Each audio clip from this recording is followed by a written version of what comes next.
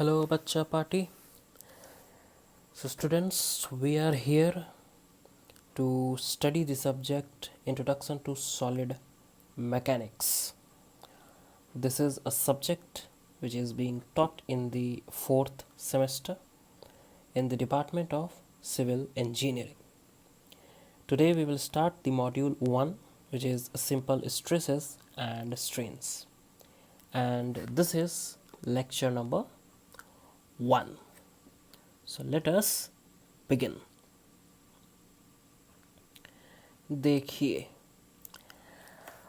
जो आपका मॉड्यूल है या फिर जो चैप्टर है वो है सिंपल स्ट्रेसेस एंड स्ट्रेन्स। तो सबसे पहले हमें ये समझना होगा कि स्ट्रेस का मतलब क्या होता है, स्ट्रेन का मतलब क्या होता है। लेकिन स्ट्रेस और स्ट्रेन को जानने से पहले कुछ और चीज़ें हैं जिसको हमें जानना होगा। सो स्टेप बाय स्टेप हम लोग पहुंचने का कोशिश करेंगे स्ट्रेस और स्ट्रेन तक। स्ट्रेस और स्ट्रेन को जानने से पहले कुछ और टर्म्स हैं जिसको हम लोग जानेंगे, ठीक है। First and the foremost thing, the subject which you all are studying here, named Introduction to Solid Mechanics. It is also known as simply Solid Mechanics. Okay. Then another name is Strength of Material, SOM. Okay. So this subject is known by different names. Okay. Basically, we need to know about what is strength of material. Okay, so let us first try to know what is strength of material, SOM. Okay, this subject is popularly known as SOM, strength of material. Okay, so let us begin our journey. देखिए, point wise point यहाँ मैंने लिख रखा है, इसी को मैं explain करूँगा। ओके, देखिए, when an external force is applied on a body, the body undergo deformation. जो पहली बात लिखी हुई है, जब भी आप किसी बॉडी पर एक फोर्स लगाते हो, एक एक्सटर्नल फोर्स बॉडी पर लगता है तो बॉडी में डिफॉर्मेशन होता है। ओके, यहाँ पर एग्जाम्पल के लिए मैं लेता हूँ एक रबर। ओके, बचपन में यूज़ किया होगा ना 5 रुपए वाला रबर, एक थोड़ा सा लंबा होता था, ठीक है, 5 रुपए वाला रबर। ये एक रबर है आपके पास, ठीक है। अब इस रबर को अगर आप इस साइड से और इस साइड से दबाते हो, अपने अंगूठे और उंगली के बीच रख करके दबाते हो, तो मतलब क्या कर रहे हो, एक्सटर्नल फोर्स ही तो लगा रहे हो ना आप उस रबर पे। तो क्या पाते हो, क्या उस रबर में एक डिफॉर्मेशन होता है? होता है, रबर का साइज छोटा होता है ना, छोटा हो जाता है रबर का साइज। अब आप बोलोगे सर आपने रबर का एग्जांपल क्यों लिया? देखिए, यहाँ पर एक वुड का भी एग्जांपल लिया जा सकता था, एक आयरन रड का एग्जांपल भी लिया जा सकता था, लेकिन चूंकि रबर में ये चीज़ें आपको दिखेंगी, है ना, वुड और आयरन रड में भी डिफॉर्मेशन होगा, लेकिन वो आपको दिखेंगे नहीं, बहुत ही नेग्लिजिबल डिफॉर्मेशन होते हैं, और उसके लिए लोड जो आप लगाओगे, जो फोर्स लगाओगे, वो भी काफ़ी ज़्यादा होना चाहिए। ओके, लेकिन एक रबर का एग्जांपल लेकर के हम लोग इसको फिजिकली भी वेरीफाई कर सकते हैं, ठीक है, कि रबर को आप प्रेस करते हो तो उसका साइज छोटा होता है, रबर को आप खींचते हो दोनों साइड से रबर का साइज लंबा होता है, मतलब डिफॉर्मेशन आप अपनी आंखों से देख सकते हो। ओके, जब भी आप एक्सटर्नल फोर्स लगाते हो किसी भी बॉडी पे, एग्जांपल के लिए हमने एक रबर, एक इरेजर को लिया था, द बॉडी अंडरगो डिफॉर्मेशन, मतलब जो बात यहाँ लिखी हुई है सही लिखी हुई है, ओके, नो प्रॉब्लम, ठीक है। Due to cohesion between the molecule the body resist deformation. अब देखिए, ये जो बॉडी है, ऐसा नहीं कि आप उसको दबा रहे हो तो उसको मज़ा आ रहा बहुत कि अब मैं दबूंगा दबूंगा और दबूंगा, दबा दबा के और छोटा मेरा साइज़ कर दो, नो, ऐसा तो नहीं है। आप पाओगे कि जो रबर है, एग्जांपल में मैंने लिया रबर, वो रेसिस्ट करता है, दैट रेसिस्ट्स, है ना। क्यों रेसिस्ट करता है? तो जो रबर के मॉलिक्यूल्स हैं उनके बीच कोहेसिव फोर्स होता है, ओके, कोहेशन होती है। अब ये जो कोहेशन है ये किस चीज़ की तरफ बढ़ता है? ये रेसिस्टेंस प्रोड्यूस करता है ना। तो due to cohesion there is resistance to deformation, मतलब डिफॉर्मेशन ऐसा नहीं कि डिफॉर्मेशन हो रहा है तो हो रहा है, नहीं, उसमें रेसिस्टेंस भी है। Okay, there is resistance to deformation due to cohesion. Okay, अब ये जो रेसिस्टेंस है आपका, resistance by which material of the body opposes the deformation, है ना, जो डिफॉर्मेशन हो रहा है उसको रेसिस्टेंस दिया जा रहा है ना, तो ये जो रेसिस्टेंस है ना, इसी को हम लोग बोलते हैं स्ट्रेंथ ऑफ मटेरियल। क्या बोलते हैं? Strength of material. किस चीज़ को? Resistance to deformation. जब भी आप एक एक्सटर्नल फोर्स लगा रहे हो किसी बॉडी पे, उसमें डिफॉर्मेशन होता है।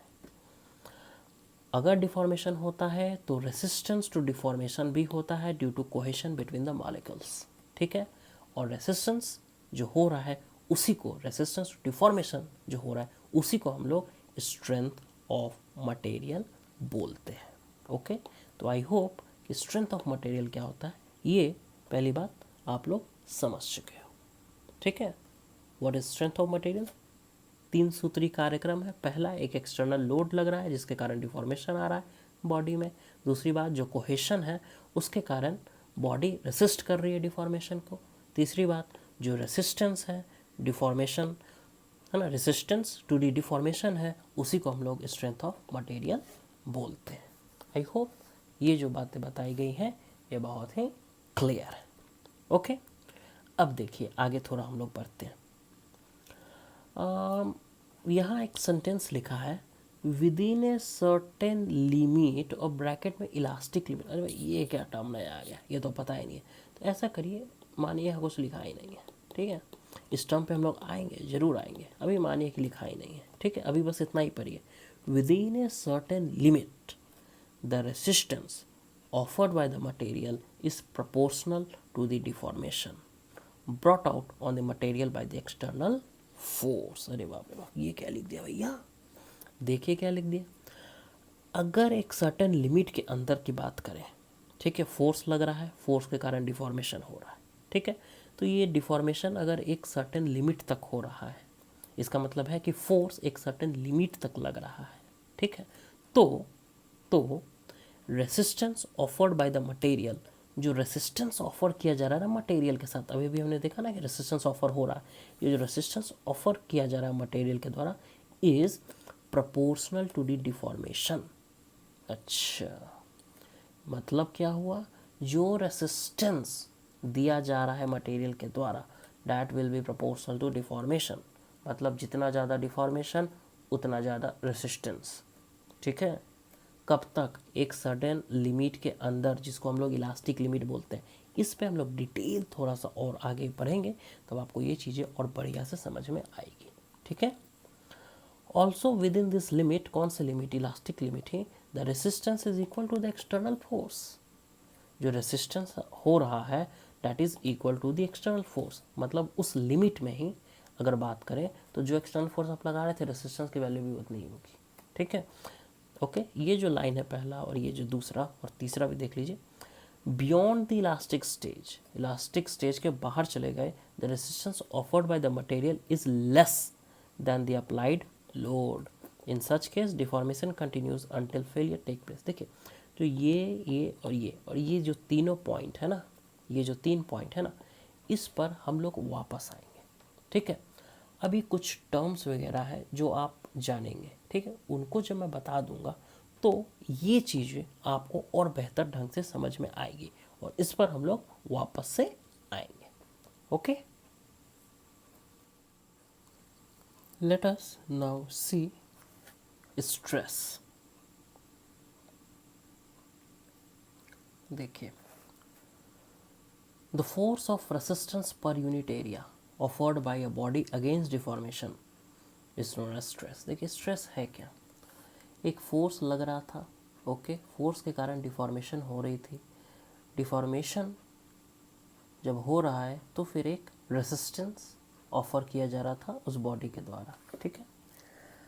अब ये जो रेसिस्टेंस है या फिर फोर्स ऑफ रेसिस्टेंस है पर यूनिट एरिया अगर कर दें तो इसी को हम लोग बोलते हैं स्ट्रेस, ठीक है। मतलब जो फोर्स लग रहा है external, that is a different thing, okay.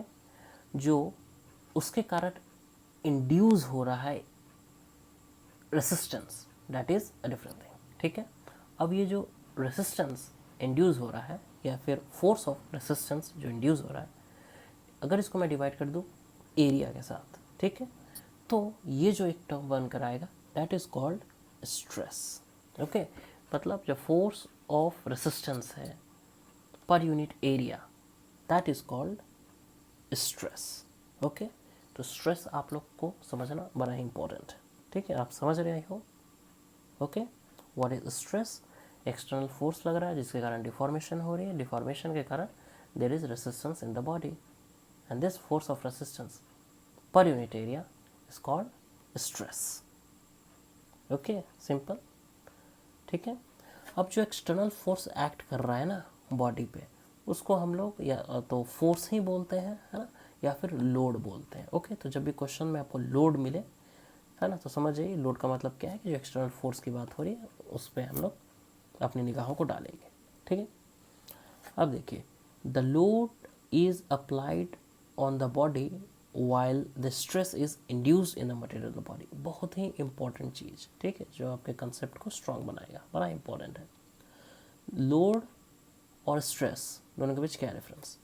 Load जो है that is applied on the body, है ना, लोड मतलब क्या? External force that is applied on the body, जो आप रबर पे अपने अंगूठे और उंगली से लगा रहे थे, लोड एक्सटर्नल फोर्स, है ना। लेकिन स्ट्रेस क्या है? Induced in the material of the body. Okay, कब? जब वहाँ डिफॉर्मेशन होती है, मतलब जब एक्सटर्नल फोर्स आप नहीं लगा रहे थे और डिफॉर्मेशन नहीं हो रहा था तो उसमें स्ट्रेस भी नहीं था, ठीक है। जब आप एक्सटर्नल फोर्स लगा रहे हो और डिफॉर्मेशन हो रहा है उसके बाद स्ट्रेस इंड्यूस हुआ। ओके, तो ये लाइन बड़ा ही इंपॉर्टेंट है। ओके, स्ट्रेस को अगर मैथमेटिकली देखें तो स्ट्रेस जिसको हम लोग सिग्मा से डिनोट करते हैं, है ना, is equal to P upon A. P क्या हो गया? एक्सटर्नल फोर्स या फिर load and divided by the cross sectional area. Okay, this is how the stress is defined. Okay, now there is units of stress. Unit क्या? देखिए, SI की अगर बात करें तो जो स्ट्रेस है उसका यूनिट हमेशा याद रखिए Newton per metre square. Obvious ही बात है, लोड अपॉन एरिया की बात हो रही है, लोड हमेशा या फोर्स हमेशा न्यूटन और एरिया मीटर स्क्वायर, तो न्यूटन पर मीटर स्क्वायर होगा, ठीक है। इसको न्यूटन पर एम स्क्वायर में भी लिखा जा सकता है, kilo Newton per metre square में भी लिखा जा सकता है, ठीक है। लेकिन जो न्यूटन पर मीटर स्क्वायर है यही ऐसा ही है और इसी को हम लोग पास्कल भी बोलते हैं। Okay, 1 newton per metre square it is 1 pascal. Okay, तो अगर आपको बोला गया कि 66 पास्कल तो इसका मतलब क्या हुआ? 66 Newton per metre square stress है। Okay, next term is strain. Strain क्या है भैया? स्ट्रेन को भी थोड़ा जाने, है ना, तो बहुत ही साधारण शब्दों में इसको समझिए।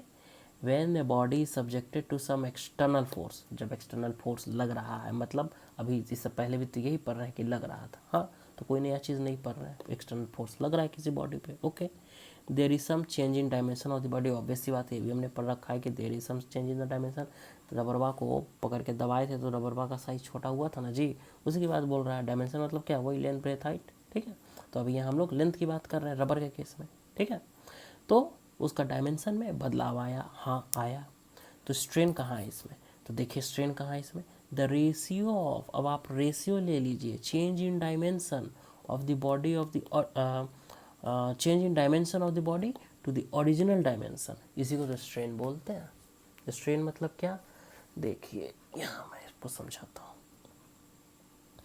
ये था आपका रबर, आपने लोड लगा दिया तो रबर का साइज क्या हो गया?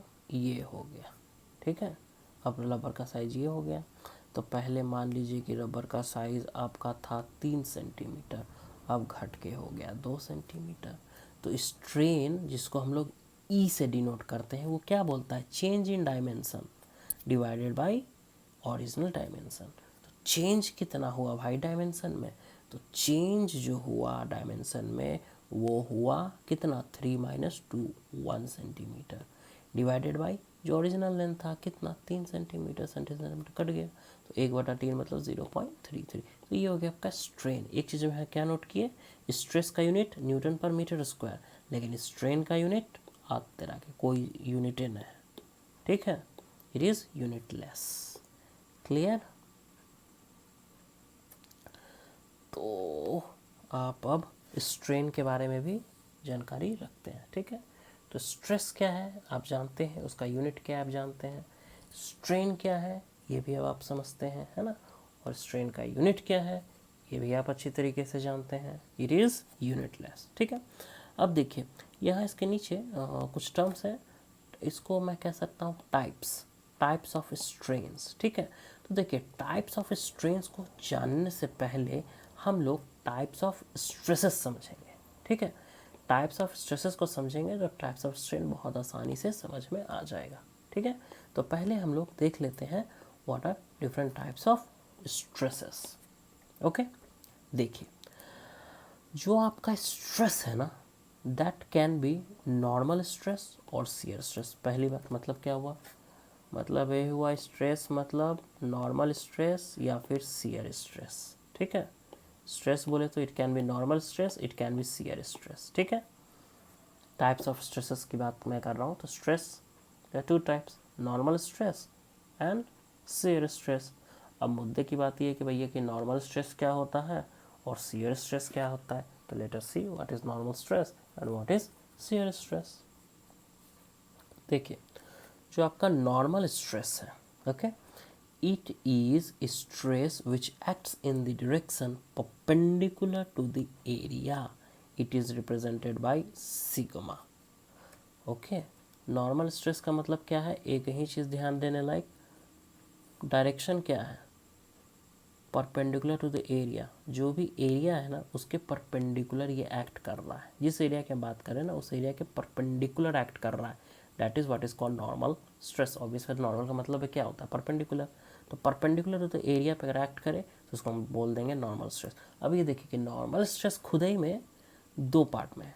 ठीक है, tensile stress and compressive stress. तो मुद्दे की बात यह है कि टेंसाइल स्ट्रेस क्या होता है और कंप्रेसिव स्ट्रेस क्या होता है। ठीक है, तो आइए हम लोग देखते हैं कि what is tensile stress and what is compressive stress.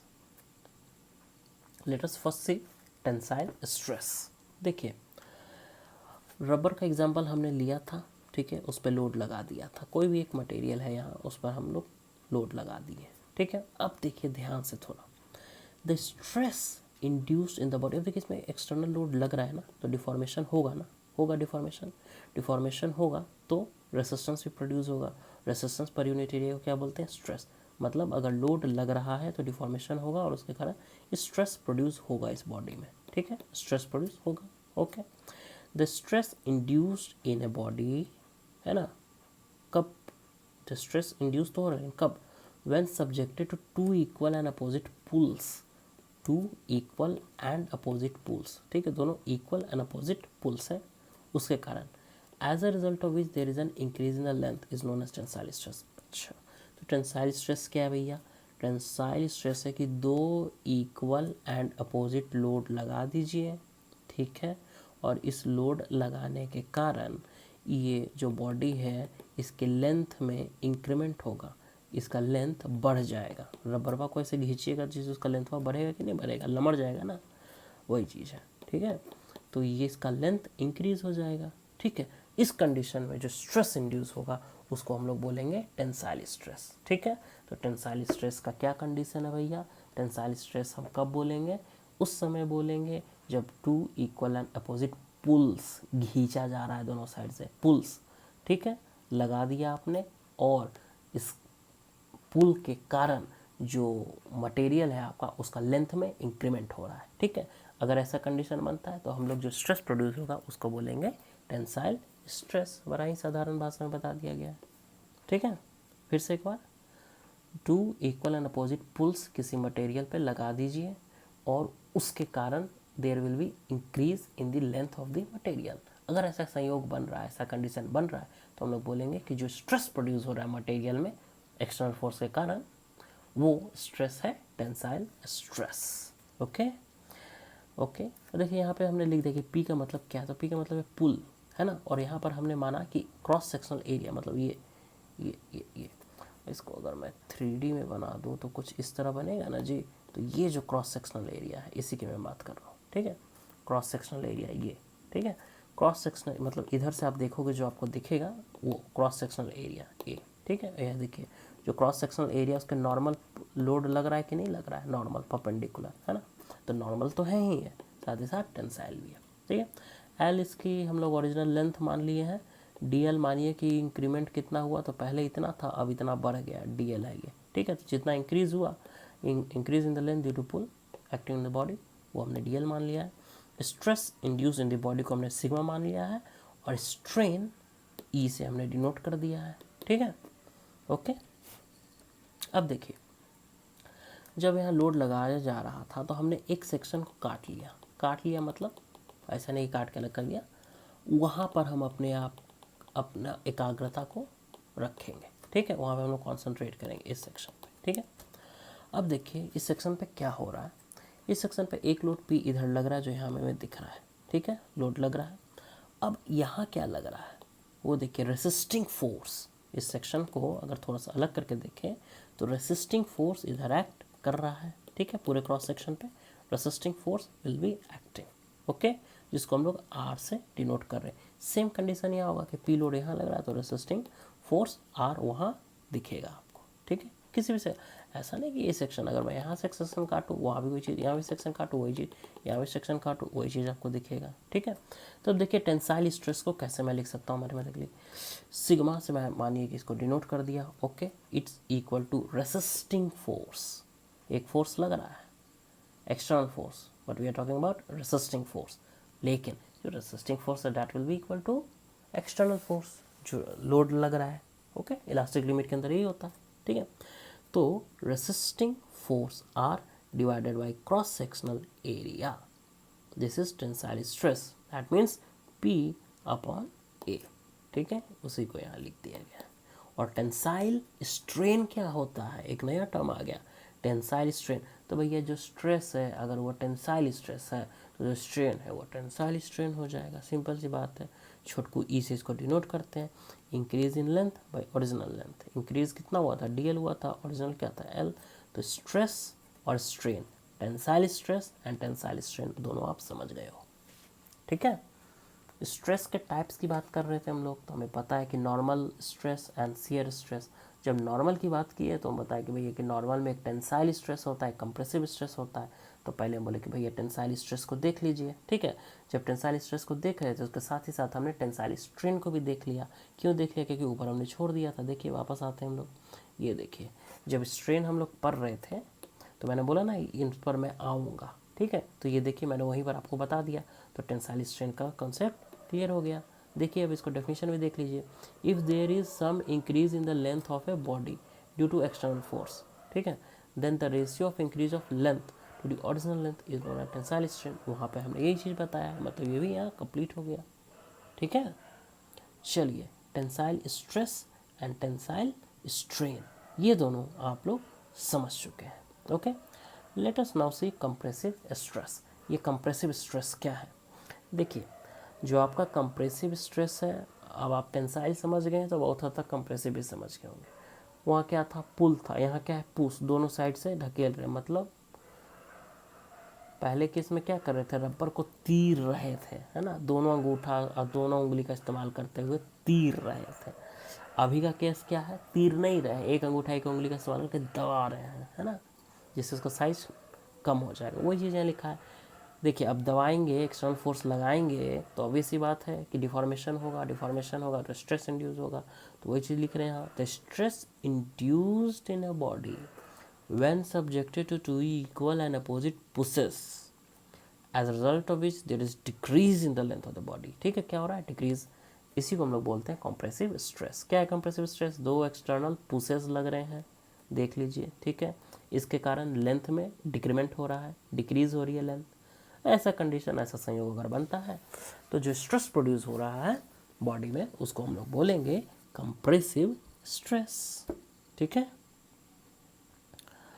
चलिए उसी चीज़ को जो फिगर में आपको दिख रहा है वही चीज़ यहाँ लिखा गया कि एक एक्सियल पुश है, P is acting on a body, cross sectional area A, यही क्रॉस सेक्शनल एरिया A की बात हो रही है। Due to external push P let the original length L। ठीक है, जो पहले ऊपर हमने देखा है कि ओरिजिनल लेंथ L है और जो डिक्रीज हुआ है तो DL से डिक्रीज हुआ है। तो अंडर दिस सर्कमस्टांसेस जो कंप्रेसिव स्ट्रेस है वो क्या होगा, तो रेसिस्टिंग फोर्स R और that will be equal to P जो एक्सटर्नल लोड लग रहा है, तो P अपॉन A। और कंप्रेसिव स्ट्रेन क्या होगा, decrease in length by original length. यहाँ क्या होता है, चेंज इन लेंथ, है ना। स्ट्रेन का यूनिवर्सल डेफिनेशन क्या है, चेंज इन लेंथ, ठीक है। जब टेंसाइल हो रहा है उसमें इंक्रीज इन लेंथ हो जा रहा है, और जब कंप्रेसिव है तो वहाँ डिक्रीज इन लेंथ हो जा रहा है, DL अपॉन L। अब देखिए वापस आते हैं कि हमने जब स्ट्रेन आपको बताया था तो हमने छोड़ दिया था। देखिए स्ट्रेन जब हम बता रहे थे तो यहाँ पर हमने छोड़ दिया था, इसका एक्सप्लेनेशन हो गया। कंप्रेसिव स्ट्रेन का डेफिनेशन देखिए, सही चीज़ वहाँ लिखा है कि नहीं। If there is some decrease in the length of a body, अगर डिक्रीज हो रहा है, then the ratio of decrease in the length of the body to the original length is known as compressive strain. कब, जब external push act हो रहा है body पर, तब, ठीक है। तो बहुत छोटी छोटी चीज़ें हैं ये। I hope tensile stress, tensile strain आप समझ गए, कंप्रेसिव स्ट्रेस, कंप्रेसिव स्ट्रेन भी आप लोग समझ चुके हैं, ठीक है। आई होप यहाँ तक चीज़ें समझ में आ रही है, it is very much clear. चलिए आगे बढ़ते हैं।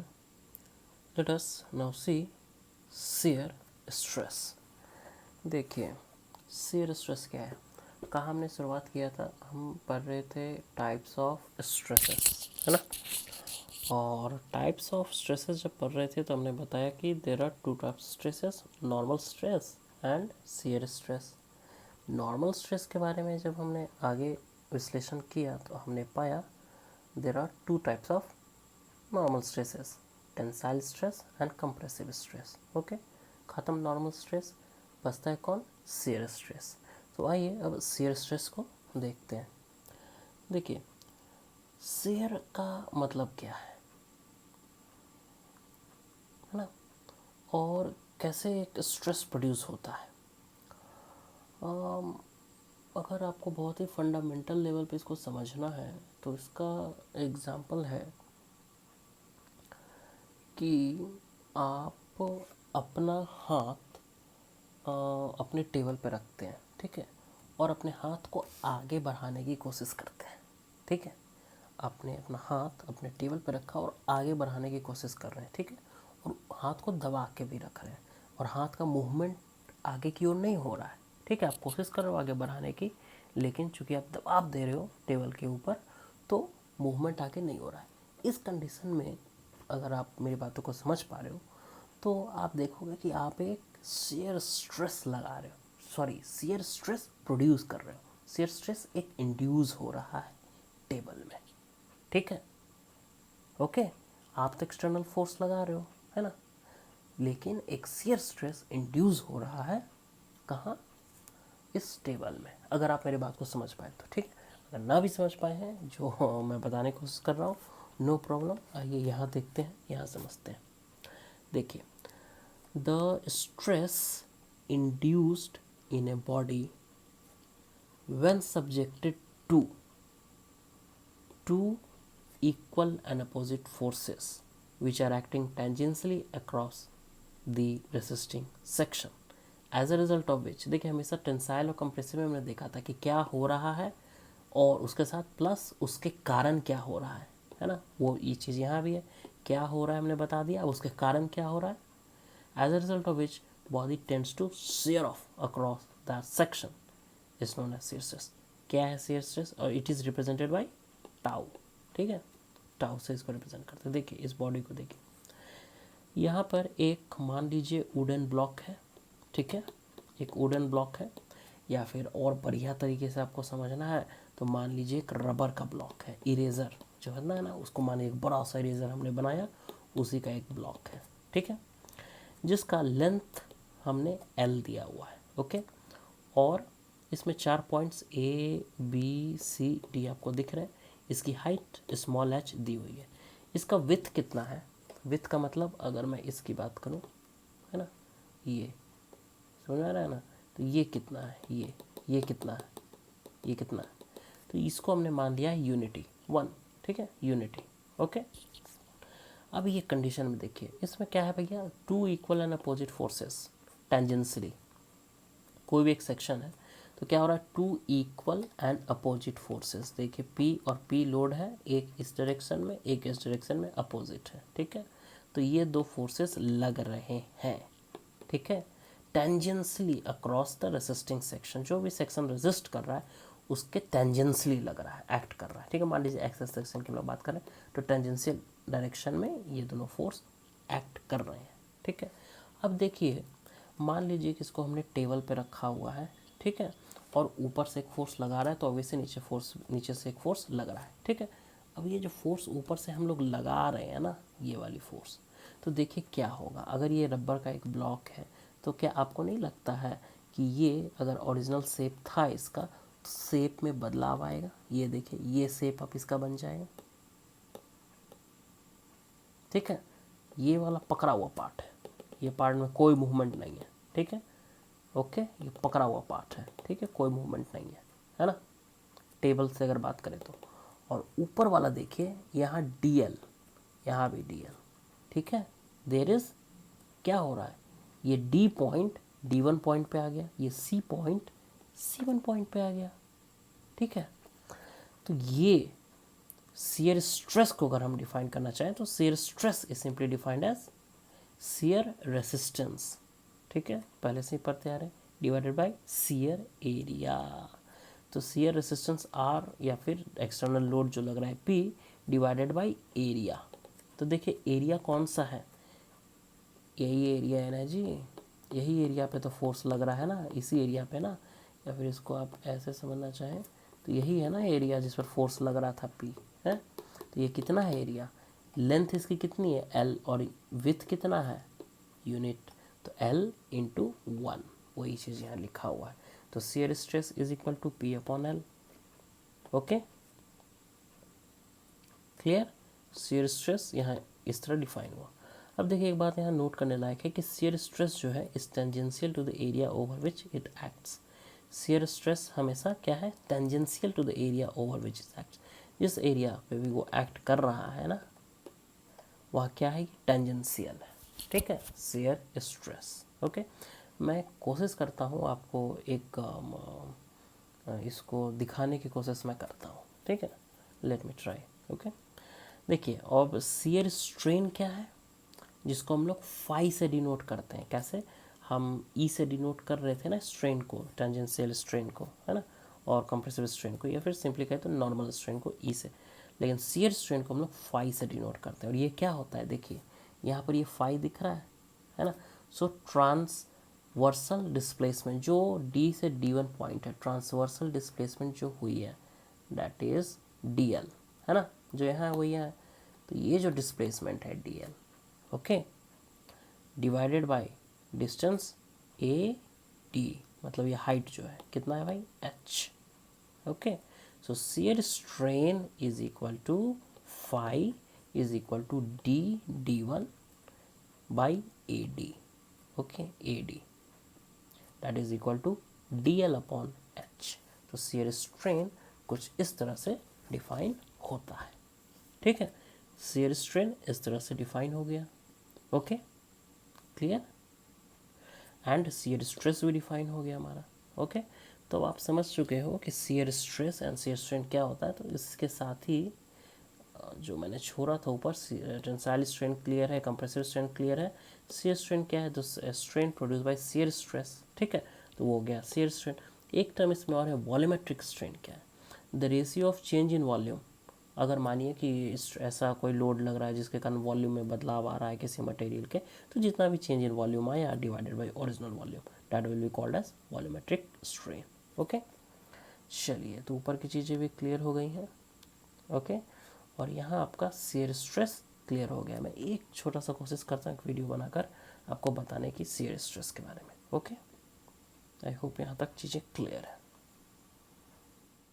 देखिए ऐसा है कि ये एक डिब्बा है और इस डिब्बे पर मैं ऊपर की ओर इस डायरेक्शन में फोर्स लगाऊंगा, ठीक है, और नीचे की ओर मैं इस डायरेक्शन में फोर्स लगाऊंगा, ओके। तो यहाँ पर हम लोग शियर के बारे में थोड़ी सी जानकारी पा सकते हैं। देखिए ये मैं अंगूठे से इसको इस डायरेक्शन में फोर्स लगाऊंगा, ठीक है, और नीचे वाली उंगलियों से मैं अपोजिट डायरेक्शन फोर्स लगाऊंगा। तो देखिए क्या इस पर इम्पैक्ट पड़ता है। ये देखिए मैं इस पर ऊपर की ओर फोर्स लगा रहा हूँ और ये देखिए, ठीक है, ये इसका ओरिजिनल शेप है, ठीक है। लेकिन अब shear force two equal and opposite, है ना, ये फोर्स लगाने के कारण अब देखिए इसमें कैसा चेंज आ रहा है ना, ठीक है। ये ओरिजिनल शेप है और ये देखिए ये जो चेंज आ रहा है, तो यहाँ पर आप शियर फोर्स को एक्ट होते हुए देख सकते हैं और उसके कारण शियर स्ट्रेस इंड्यूस होगा बॉडी में, ठीक है। तो वो ये शियर स्ट्रेस और शियर स्ट्रेन क्या हो गया, तो ये जैसे ओरिजिनल शेप है, अगर मैं ये किया, ठीक है, तो शियर स्ट्रेस क्या हो जाएगा, फाई आपको मैंने बताया था क्या है, ठीक है, फाई। तो आप सिंपली क्या करोगे, फाई निकालने के लिए ये जो देखिए ये जो डिस्प्लेसमेंट हो गया ना, डिस्प्लेसमेंट हो रहा है ना इस पॉइंट का, ओरिजिनल से जहाँ तक डिस्प्लेस होकर ये गया, ठीक है, तो वो डिस्टेंस कितना है माप लो आप, और ये हाइट कितनी है इसकी, ये हाइट ये माप लो, ठीक है। दोनों का रेशियो ले लो और आपको शियर स्ट्रेन मिल जाएगा। आई होप क्लियर है। ओके।